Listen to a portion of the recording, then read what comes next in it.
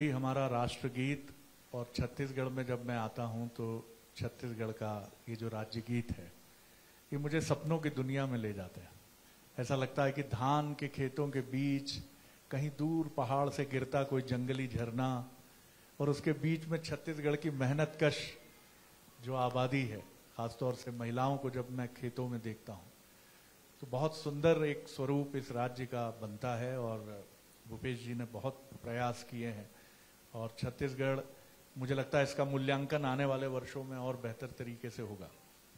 एक बार 20-21 साल की उम्र में मैं बहुत बीमार पड़ा, करीब 1 साल बिस्तर पे रहा, तो मैंने देखा मेरा आत्मविश्वास बिल्कुल गायब हो गया था। जिंदगी में ऐसे पल आप भी गुजरे होंगे, चाहे वो राजनीति की बात हो, कॉलेज की बात हो, कभी कोई ऐसी घटना घटी हो, ऐसे में अपने कॉन्फिडेंस को बचाकर फिर अपने को साबित करना, जैसा आपने पिछले चुनाव में साबित किया। ये बहुत कठिन सवाल है। क्या बात है, इस ईमानदाराना स्वीकारोक्ति के लिए ताली होनी चाहिए। जी, पहली बात है, आपके पास आत्मविश्वास 2 प्रकार से आते हैं। एक तो शारीरिक और दूसरा मानसिक। जी, यदि शारीरिक रूप से बीमार पड़ गए तो शरीर स्वस्थ होगा नहीं होगा, और होगा तो फिर जो काम कर रहा था वो उसे पूरी क्षमता से कर पाऊंगा नहीं कर पाऊंगा। तो इस प्रकार से आपका कॉन्फिडेंस बिल्ड होता है या डाउन होता है। दूसरा मानसिक। यदि इसीलिए कहा जाता है कि मन के हारे हार है, मन की जीते जीत। तो यदि आप मानसिक रूप से, शारीरिक रूप से यदि बीमार पड़ते हैं या तो कुछ दिन, कुछ महीने या साल में आप फिर से रिकवर हो सकते हैं। लेकिन यदि मानसिक रूप से आप टूट गए तो फिर उबरने में आपको पता नहीं वर्षों लगे या जिंदगी बीत जाए। तो मानसिक रूप से आपको कभी कमजोर नहीं होना है। दूसरी बात यह है कि एक बार लक्ष्य हासिल कर लो, लक्ष्य तय कर लो, उसके बाद उसे पीछा करते रहना चाहिए, उसे छोड़ना नहीं चाहिए। सफलता मिले असफलता मिले, लेकिन जितने सफल लोग हैं वो ज्यादातर असफल हुए हैं। जब असफल हुए तब जाकर सफलता मिली है। लेकिन एक बार सफल हो गए तो फिर आपका आत्मविश्वास कभी डिगेगा नहीं, चाहे क्षेत्र कोई भी हो। तो इसलिए आपके शारीरिक और मानसिक दोनों क्षमता को बनाए रखना चाहिए और कभी हार न मानने के दशा में आप काम करते रहिए। जब चुनाव की बात करें, चुनाव तो मैं 2004 लोकसभा दुर्ग लड़ा, वहां हारा, जबकि लड़ना नहीं चाहता था। फिर 2008 विधानसभा हार गया, 2009 रायपुर लोकसभा हार गया, तो लगातार 3 बार हारा। मेरे साथी पूछते थे 3-3 बार हार गए लेकिन चेहरे में शिकन क्यों नहीं? मैं बोला, जीतने के बाद जो काम आप कर रहे हो मैं हारने के बाद भी वही काम कर रहा हूं। मेरा लक्ष्य कि जन सेवा करना है। तो जन सेवा करने के लिए कोई जरूरी है कि आप जनप्रतिनिधि हो, विधानसभा में पहुंचे, लोकसभा में पहुंचे, पंचायत में पहुंचे, आप उसके बिना भी काम कर सकते हैं। जी, हम तो महावीर के देश में रहते हैं। भगवान महावीर ने एकांतवाद की बात कही कि जो मैं देख रहा हूं वही सत्य नहीं है, जो सामने वाला देख रहा है वो भी सत्य हो सकता है। तो उसके तरफ से होकर आप देखेंगे तो आपको बुरा नहीं लगेगा। तो इसलिए बच्चों से ही कहना चाहूंगा कि बच्चे जल्दी नाराज हो जाते हैं, किसी डांट दिए तो घर छोड़ के निकल गए। माता पिता कितना मुश्किल से 4 पैसे इकट्ठा करते हैं और उसकी कीमत हम लोग नहीं समझते, और उसके बाद जिस रास्ते में चल रहे हैं उसमें असफलता मिली तो डांटेंगे जरूर, और डांटेंगे तो फिर आपको बुरा नहीं मानना चाहिए, क्योंकि वो डांट जो है वो आपके सीख के लिए है। आप अपने लक्ष्य से भटक गए हो, आप अपने लक्ष्य को के प्रति जो आपके जो उद्देश्य है उसके प्रति आप ईमानदार नहीं हो, आप पूरी निष्ठा या लगन से आपने मेहनत नहीं की। यदि आपने परीक्षा की तैयारी की या खेल रहे हैं और उसमें पूरे निष्ठा लगन के साथ यदि आपने नहीं खेला या नहीं पढ़ाई की तो आपको असफलता मिलनी है। सामने वाले टीम यदि आपसे बेहतर हो जाए तो चुनौती है, आपको उससे भी बेहतर बनना है। तो ये चुनौती है जिसको हमको स्वीकार करना चाहिए, किसी की बात की बुरा नहीं मानना चाहिए। कमलनाथ जी से मेरी बात हो रही थी एक बार बीते चुनाव में, तो मैंने उनसे पूछा तो उन्होंने कहा कि करीब करीब 25 साल तक मेरे पिताजी ने राजनीति में मुझे अनुमति नहीं दी। जब उन्होंने पहली बार टोका कि अब छोड़ दो, तो 84 में इंदिरा जी नहीं रही थी तो मैंने कहा मेरी मदर की तरह रही हैं। फिर 91 में राजीव जी नहीं रहे तो मैंने कहा मेरा प्रिय मित्र चला गया है। फिर उन्होंने बाद में झुंझला के 2002-3 में कभी कहा कि करो अब तुम्हें जो करना। आपके पिताजी ने या घर में किसी ने कभी कहा कि क्या कर रहे हो? क्योंकि आजकल आप युवाओं से भेंट मुलाकात में कहते हैं राजनीति में आओ। नहीं, मेरे पिताजी तो शुरू से चाहते थे कि मैं राजनीति में आऊं। अरे वाह, बहुत बढ़िया, उन्होंने आपको समझ लिया था यानी। हाँ, लेकिन मेरी धर्म पत्नी नहीं चाहती थी कि मैं राजनीति में आऊं। वो राजनीति शास्त्र में एमए है और वो कहती है कि राजनीति में मत आओ। मैं इसीलिए बोलती हूँ कि मत आओ राजनीति में, कि मैंने एमए राजनीति में की है तो मैं समझती हूँ राजनीति क्या है, इसलिए मत आओ। लेकिन जब एक बार आया तो फिर पूरे साथ थी। फिर हम लोगों ने तय कर लिया कि घर के दरवाजे के अंदर में मेरा कोई दखल नहीं रहेगा और दरवाजे के बाहर जब मैं है उसका दखल नहीं रहेगा। तब से हम लोगों ने तय कर लिया। मैं देख रहा था कि आप जिन भी योजनाओं को आरंभ करते हैं आप उनका बहुत गुणगान करते नहीं हैं, लेकिन इतनी सहज तरीके से उनके बारे में बात करते हैं। हम लोग चाहे गांव में रहें चाहे शहर में रहें, मोहल्ले में अड्डेबाजी होती ही है, चाहे गांव के हो चाहे शहर के हो। बड़ी बस्ती है तो अलग अलग मोहल्ले के लड़के इकट्ठे हो जाते हैं, फिर उसका ग्रुप बन जाता है और कुछ न कुछ गतिविधि वो करते रहते हैं। कई बार बहुत सकारात्मक जब काम करते हैं तो बहुत आगे निकल जाते हैं, कई बार उसमें एक आध दो नोटोरियस किस्म के हो तो थोड़ा सा नकारात्मक दिशा में चले जाते हैं।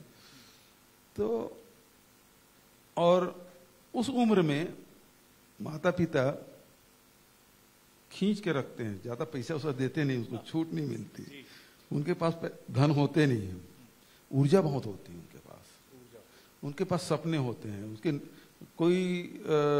कोई भी विषय हो तो उसको अपने नजरिए से देखते हैं, उसका हल किस प्रकार से हो, समाधान किस प्रकार से हो, चाहे गांव हो शहर हो। तो हमने कहा कि इसे राजीव एवं मितान क्लब गठन किया जाए और उसमें खेल है, संस्कृति है, सामाजिक कार्य है, स्वच्छता है और तीज त्योहार है, उन सब के वही लोग करते हैं। हम लोग देखते हैं कि चाहे शहर हो चाहे गांव हो, जो मेहनत कश लोग हैं सुबह से निकलते हैं, शाम तक के रात तक के लौटते हैं, फिर भोजन किए, बच्चों को थोड़ा बातचीत की, फिर सो गए, फिर सुबह उठे फिर तैयारी। तो उसके पास समय नहीं होता कि शासकीय योजनाएं क्या क्या है, उसका कैसे लाभ लिया जा सकता है, उसकी फुर्सत कई बार नहीं मिलती लोगों को। तो ये जो युवा हैं उन शासकीय योजनाओं के बारे में जानकारी हो, उसको ट्रेनिंग दे दें, उस जानकारी हो जो हितग्राही है कि भाई आपके लिए शासन ने ये योजना बनाई है, आप ये आवेदन कर दें तो आपको ये लाभ मिलेगा। तो ये काम भी हम लोगों ने दिया।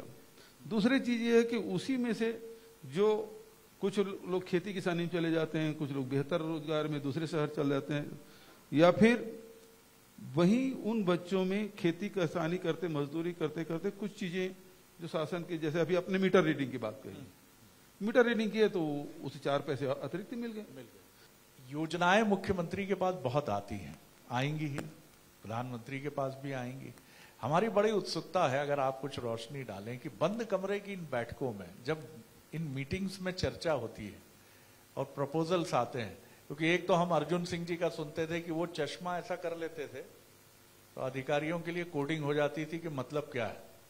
आपके बारे में हम सुनते हैं कि आप मुस्कुरा के जब पूछ लेते हैं कि क्यों भाई मितान योजना का क्या कर रहे हो, तो उधर से मैसेज क्लियर हो जाता है। तो बंद कमरों की बैठक में आपका इंटरेक्शन कैसा होता है? जब मैं सरकार में आया तो बहुत सारी ऐसी योजनाएं हैं जो कभी चर्चा में नहीं रही और उन योजनाओं को आपको इम्प्लीमेंट करना है।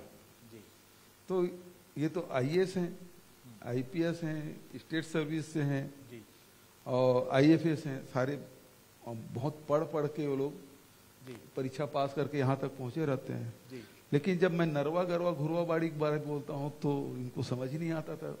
सारे पहले कैबिनेट में वो अपना डायरी लिखे लिए और लिखना शुरू किया, नरवा क्या है, गरवा क्या है, घुरवा क्या है, बाड़ी क्या है ना। तो अब उसके करना क्या है, तो एक एक चीज को एक चीज है कि समझने में बहुत तेज होते हैं, दूसरा ये भी जानते हैं कि जो मुख्यमंत्री है वो चाहते क्या है, तो उस दिन हम सरपड़ा भागते हैं आईएएस अधिकारी। अरे वाह। हाँ जी। तो उसमें बहुत सारी चीजें अपनी तरफ से गढ़ी। तो मैंने उनको समझाया कि जैसे मैंने गौठान योजना शुरू की। आजकल भारतीय जनता पार्टी के लोग बड़ी आलोचना करते हैं, क्योंकि वो जो तीर है वो निशाने पे लगी है, तो बड़े तीर मिलाए वो गर्मी के दिन में वो गाय ढूंढने जाते हैं छत्तीसगढ़ के गौठानों में। तो अधिकारियों से मैंने कहा कि गौठान बनाना है, तो उन लोगों ने देख लिया कि जंगल में किस प्रकार से मचान बनता है, उसमें कायरा कैसा रखना है, तो उसे तो अपने हिसाब से उन्होंने बनाया। दूसरी जगह गए तो कुछ और बना के रखे थे, तीसरी जगह गए तो कुछ और बना के रखे थे। मैंने कहा एक काम करो, इस साल आप लोग जमीन ही तय कर लो, जमीन आरक्षित कर लो।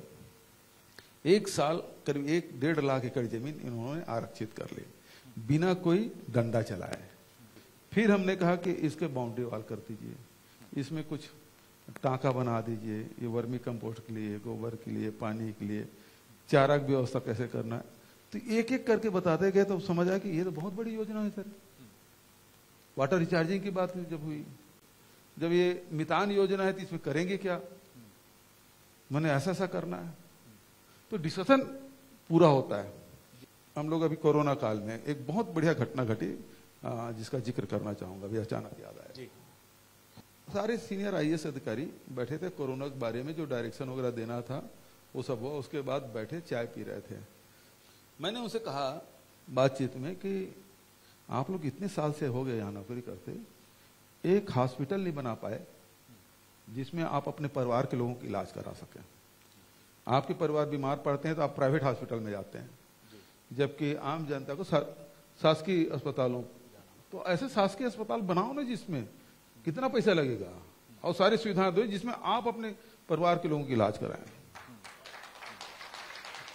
और दूसरी बात मैंने कही कि एक स्कूल भी नहीं बना पाए जिसमें आप अपने बच्चों को पढ़ा सकें।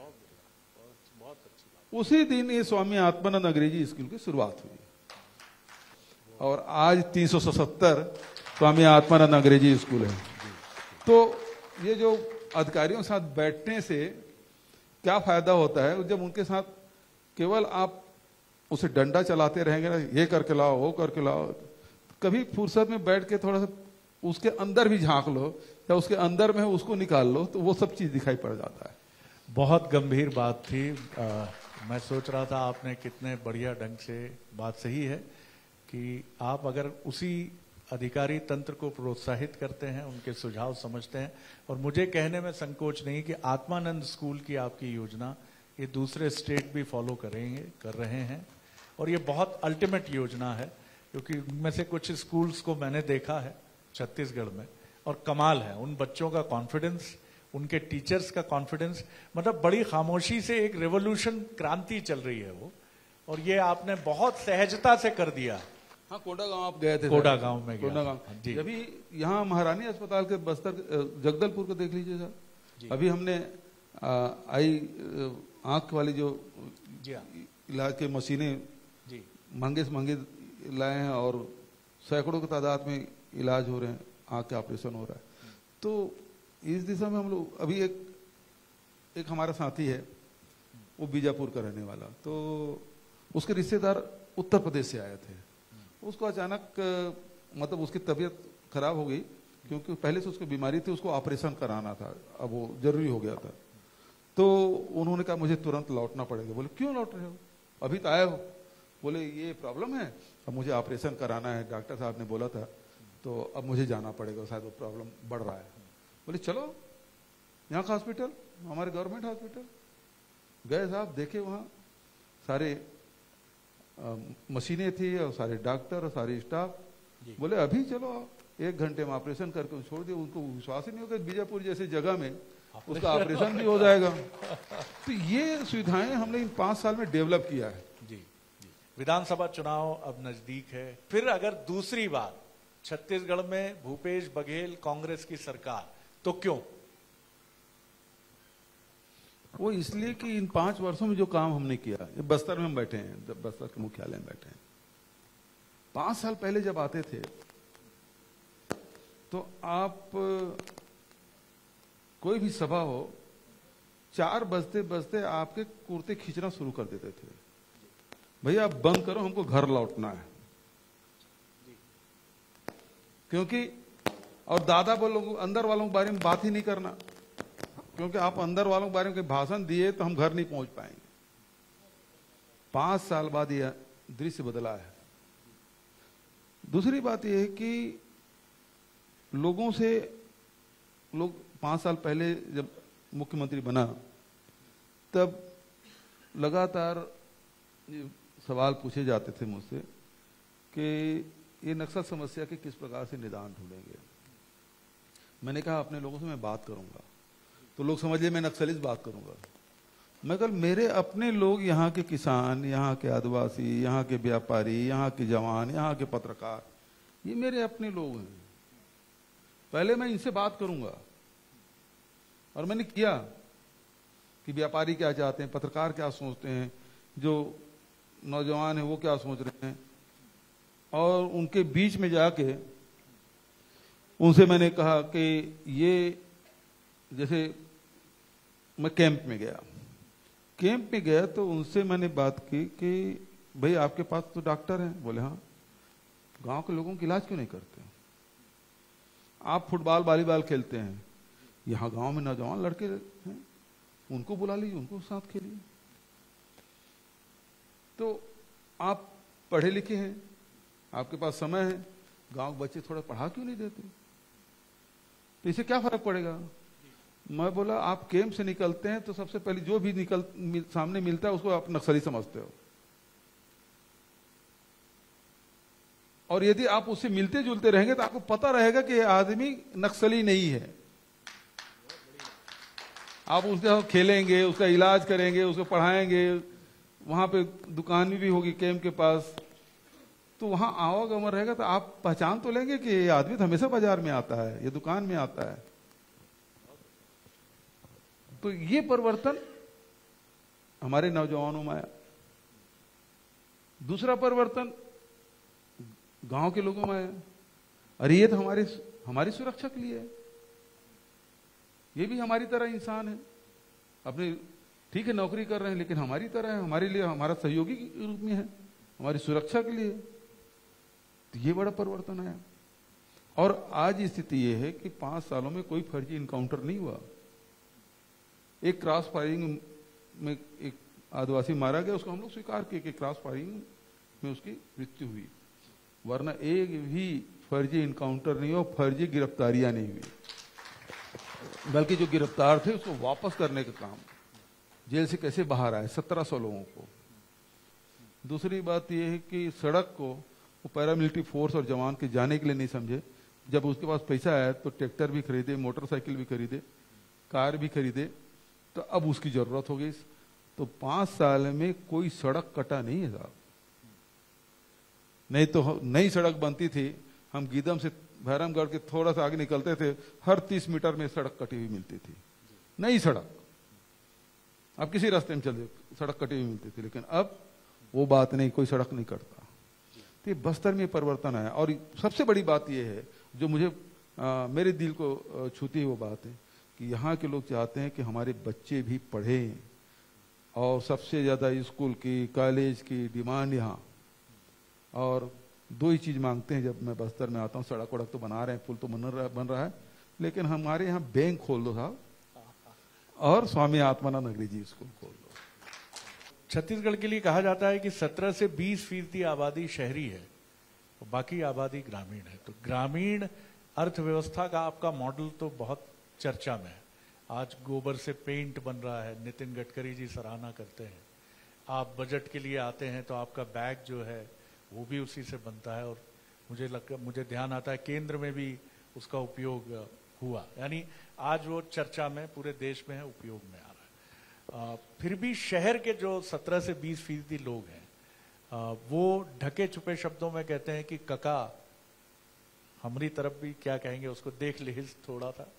देखिए एक चीज है, ये अर्थव्यवस्था का मामला है, एक अर्थव्यवस्था है जो जिसमें भाई आपके पास खजाने में तो लिमिटेड मनी है, अब उसको खर्च किस प्रकार से कर रहे हैं।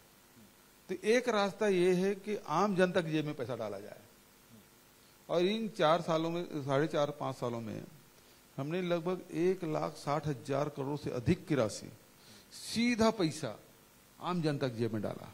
पहले आप आए होंगे तो आपको रायपुर मार्ग में आपको शोरूम नहीं मिलते रहे होंगे, अब तो ट्रैक्टर के, कार के, मोटरसाइकिल, कितने शोरूम है, कितने होटल भी बनने शुरू हो गए। वो जिस मार्ग में चले जाइए, तो ये पैसा कहां से आया? गांव वालों से। जिसके पास मोटरसाइकिल नहीं थी मोटरसाइकिल खरीद लिया, जिसके पास कार नहीं थी वो कार खरीद लिया, जिसके पास ट्रैक्टर नहीं था वो ट्रैक्टर खरीद लिया, कोई कूलर खरीदा, कोई पंखा खरीदा, कोई सोफा खरीदा। तो ये जो इकोनॉमी है, आज व्यापारी वर्ग हमसे नाखुश बिल्कुल ही नहीं है, बिल्कुल ही नहीं है। आप धोखे मत रहिएगा, सबसे ज्यादा खुश है, क्योंकि वो जानते हैं कि हमारे जो ग्राहक उसकी जेब में पैसा डालने का काम यही सरकार ने किया है। जहां तक इंफ्रास्ट्रक्चर की बात है, तो इंफ्रास्ट्रक्चर तो लगातार हम लोग कर ही रहे हैं, चाहे खेल के मैदान बनाने की बात हो, चाहे कॉलेज बनाने की बात हो। 35 कॉलेज हमने खोले था, 2 यूनिवर्सिटी खोले, 8 मेडिकल कॉलेज हो गए, 4 तो भूमि पूजन हम लोग कर दिए, 4 अब स्वीकृत होने वाले, तो 8 मेडिकल कॉलेज किसको कहते हैं?